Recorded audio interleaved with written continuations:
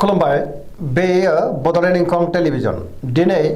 21 November 2022 समबारखालि सानसेनि बरादखौ नोंथांमोननि खाथियाव लाबोदों आं सदानन्द दैमारिया।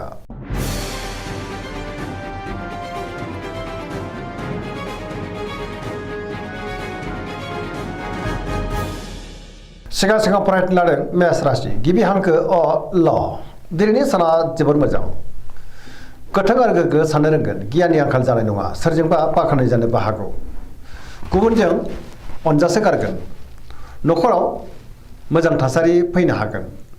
जेरावबो जाफुंसारगोन मावनो लानाय खामानिखौ थि समावनो आरो गोरलैयैनो मावफुंनो हानानै गोसोखौ दिनै जोबोर गोजोननाय मोनगोन सोरजोंबा बाख्नाय जानानै गोसोआ जोबोर खुसि जागोन देहाया मोजाङैनो थागोन अब्लाबो नाथाय जानाय लोंनायाव सांग्रां जानांगोन सोरबा लोगोनिफ्राय मोजां खौरां फैनोबो हागौ रांखावरियाव मोजां बेफार फालांगियावबो मोजां होनजायो बिसि फिसायनि गेजेराव मोजां सोमोन्दो थागोन बिमा बिफानि अननाय आरो बोरखौबो दिनै मोननो हागोन बहाबा थाङोब्ला दिनै जोबोर मोजां आरो मोजाङैनो हान्थिनोबो हागोन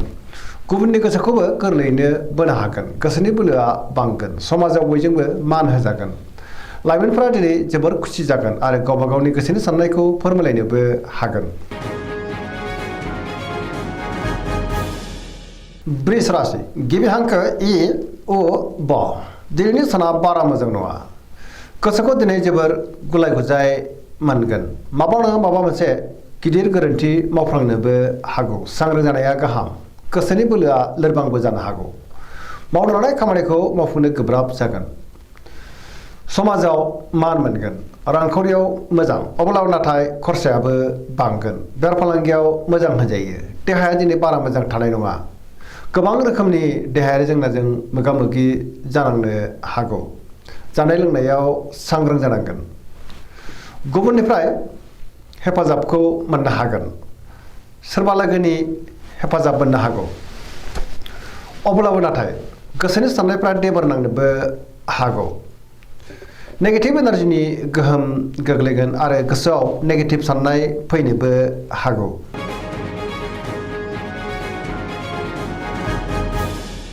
मिथुन राशि गिबि हांखो क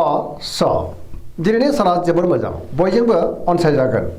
गोसोखौ दिनै जोबोर गोजोननाय मोनगोन बहाबा थाङोब्ला दिनै जोबोर मोजां आरो मोजाङैनो हान्थिनोबो हागोन सोरजोंबा बाख्नाय जानो हागौ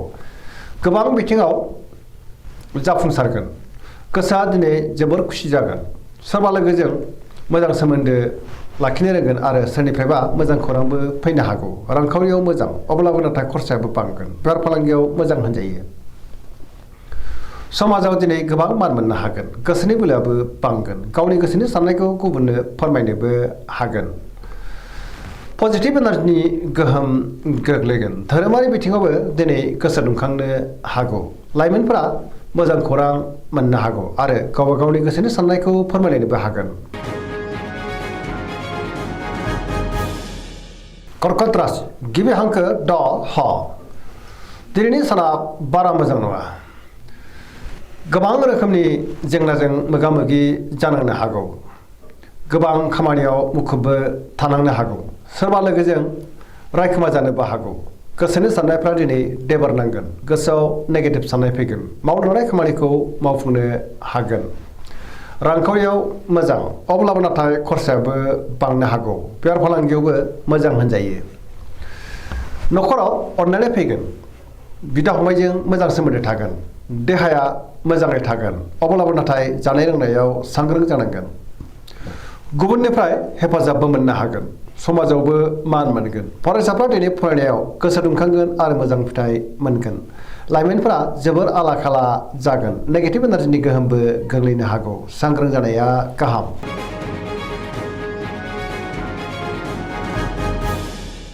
सिंह राशि गिबि हांखो म ट दिनैनि साना जोबोर मोजां गोसोखौ दिनै जोबोर गोजोननाय मोनगोन सोरबा लोगोजों बाख्नाय जानोबो हागौ गोसोनि साननायफ्रा मोगथाङाव जाफुंगोन गोथों आरो गोग्गो साननो रोंगोन गियाननि आंखाल जानाय नङा समाजाव गोबां मान मोनगोन गोसोआव पजिटिभ साननाय फैगोन बहाबा थाङोब्ला दिनै जोबोर मोजां आरो मोजाङैनो हान्थिनोबो हागोन सोरबा लोगोनिफ्राय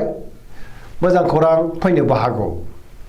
बहाबा दावबायनो खाबुबो मोननो हागौ रांखावरियाव मोजां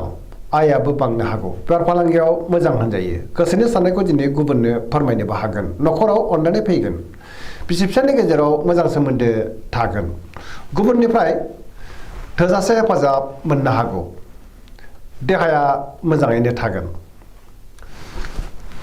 पजिटिभ एनार्जिनि गोहोमबो गोग्लैनो हागौ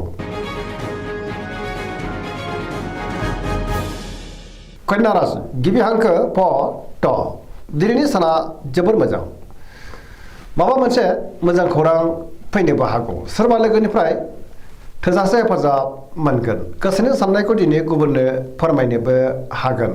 गोसोआव पजिटिभ साननाय फैगोन गोथों आरो गोग्गो साननो रोंगोन गियाननि आंखाल जानाय नङा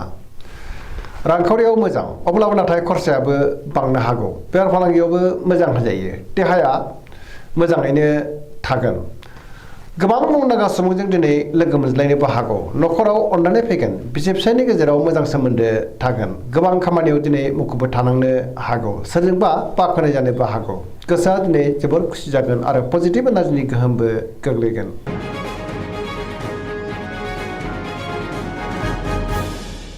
तुला राशि गिबि हांखो र ट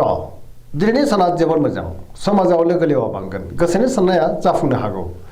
गोसोआव गोथों आरो गोग्गो साननाय फैगोन गियाननि आंखाल जानाय नङा मावनो लानाय खामानिखौ थि समावनो आरो गोरलैयैनो मावफुंनोबो हागोन देहाया दिनै मोजाङैनो थागोन रांखावरियाव मोजां बेफार फालांगियावबो मोजां होनजायो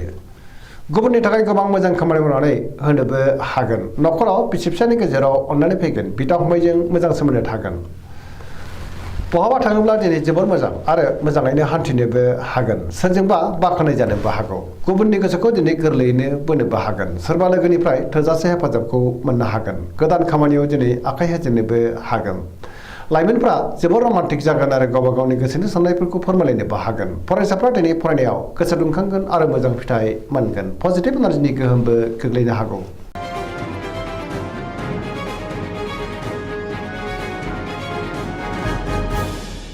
वृश्चिक राशि गिबि हांखो न स दिनैनि साना बारा मोजां नङा गोसोखौ दिनै जोबोर उसुखुथु मोनगोन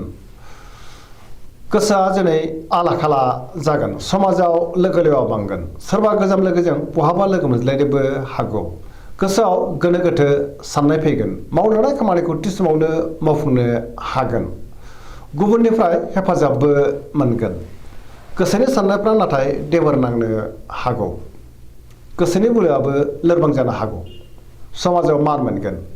रांखावरियाव मोजां अब्लाबो नाथाय खरसाया बांनो हागौ बेफार फालांगियावबो मोजां होनजायो देहाया दिनै बारा मोजां थानाय नङा गगा बायदिसिना बेरामजों खस्थ' मोननांनो हागौ जानाय लोंनायाव सांग्रां जानांगोन फरायसाफ्रा दिनै फरायनायाव गोसो दुंखांगोन लाइमोनफ्रा जोबोर रमान्टिक जागोन आरो गावबा गावनि गोसोनि साननायखौ फोरमायलायनोबो हागोन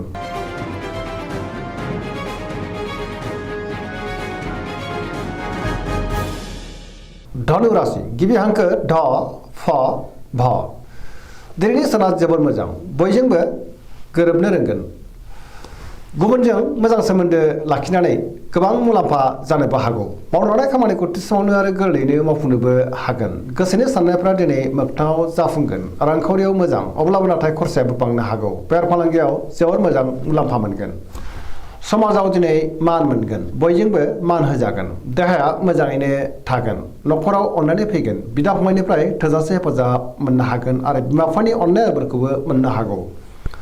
बहाबा थाङोब्ला दिनै जोबोर मोजां आरो मोजाङैनो हान्थिनोबो हागोन सेंग्रा सिख्लाफ्रा जोबोर रमान्टिक जागोन आरो गावबा गावनि गोसोनि साननायफोरखौ फोरमायलायनोबो हागोन पजिटिभ साननो रोंगोन आरो पजिटिभ एनार्जिनि गोहोमबो गोग्लैनो हागौ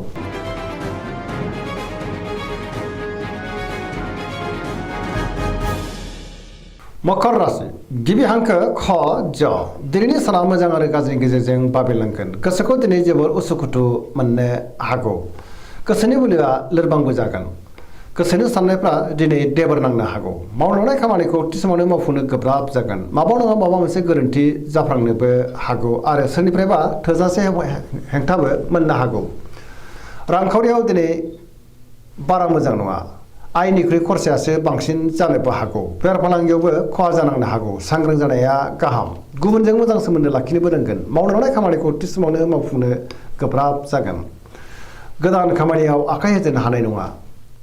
न'खराव बिसि फिसायनि गेजेराव अननानै फैगोन बिदा फंबायनिफ्राय हेफाजाबखौ मोननो हागोन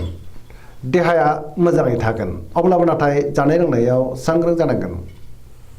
लाइमोनफ्रा गावबा गावनि गोसोनि साननायखौ फोरमायलायनो हागोन फरायसाफ्रा दिनै फरायनायाव गोसो दुंखांगोन आरो मोजां फिथाइ मोनगोन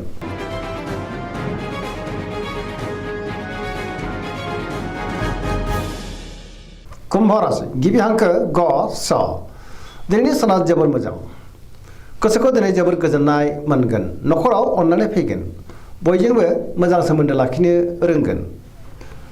सोरबा लोगोनिफ्राय मोजां खौरां फैनोबो हागौ गोसोआव पजिटिभ साननाय फैगोन गोथों आरो गोग्गो साननो रोंगोन गियाननि आंखाल जानाय नङा मावनो लानाय खामानिखौ थि समावनो आरो गोरलैयैनो मावफुंनोबो हागोन सोरजोंबा बाख्नाय जानो हागौ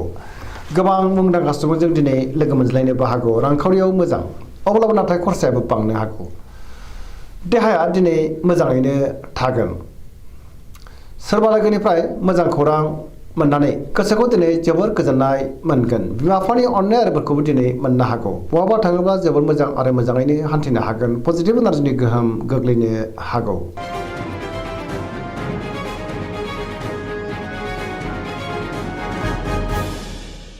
मीन राशि गिबि हांखो ड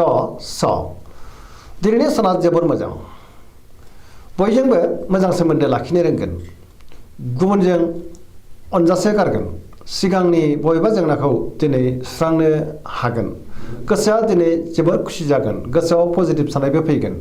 गोसोनि बोलोआबो बांनो हागौ गावनि गोसोनि साननायखौ गुबुननो फोरमायनोबो हागोन देहाया दिनै मोजाङै थागोन अब्लाबो नाथाय जानाय लोंनायाव सांग्रां जानांगोन सोरबा लोगोनिफ्राय थोजासे हेफाजाबबो मोननो हागौ रांखावरियाव दिनै जोबोर मोजां आयाबो बांनो हागौ बेफार फालांगियाव दिनै जोबोर मोजां मुलाम्फा मोनगोन न'खराव अननानै फैगोन बिसि फिसायनि गेजेराव मोजां सोमोन्दो थागोन लाइमोनफ्रा जोबोर रमान्टिक जागोन आरो गावबा गावनि गोसोनि साननायखौ फोरमायलायनोबो हागोन धोरोमारि बिथिङावबो दिनै गोसो दुंखांनो हागौ पजिटिभ एनार्जिनि गोहोम गोग्लैगोन सरासनस्रायै दिनै साना जोबोर मोजां आरो मोजाङैनो बारग'लांगोन